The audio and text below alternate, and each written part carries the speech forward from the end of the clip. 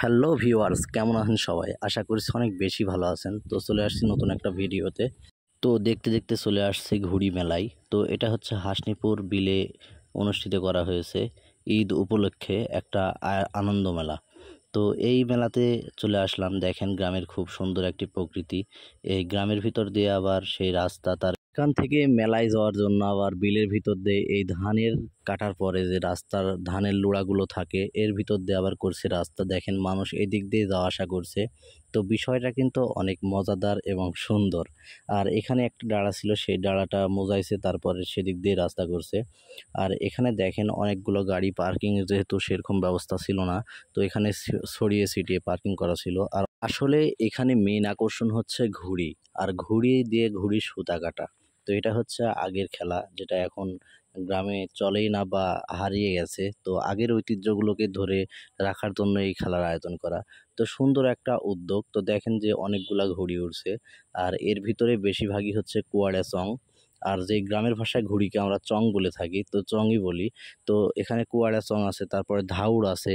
তো চিলা ছিল না, তো কুয়াড়া চংই দেখছি অনেক বেশি। আর ঘুড়িগুলো ডালমা ছিল, যেখানে ডালমারা বলা হয়, ঘুরে ঘুড়ি উপরে উঠে।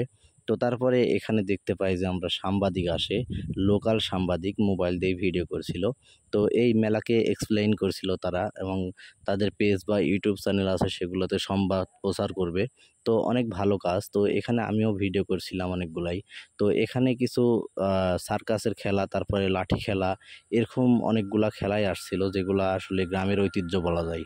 তারপরে এখানে অনেকক্ষণ সময় কাটালাম এবং বসেছিলাম। তারপরে ভাবলাম যে এখানে আমাদের বিধান বন্ধু আসলো, তো তার সাথে একটু খাওয়া দাওয়ার জন্য এখানে চলে গেলাম। কিন্তু তার সাথে এখানে অনেক কিছুই খেলাম, এবং তারপরে আমরা এখন যাচ্ছি লাঠি খেলা দেখার উদ্দেশ্যে। এখানে নাকি লাঠি খেলা দেখালো, এবং আমরা আস্তে আস্তে খেলাটি ক্লোজ হয়ে গেছে, এবং পরবর্তীতে আবার খেলাটি দেখানো হবে।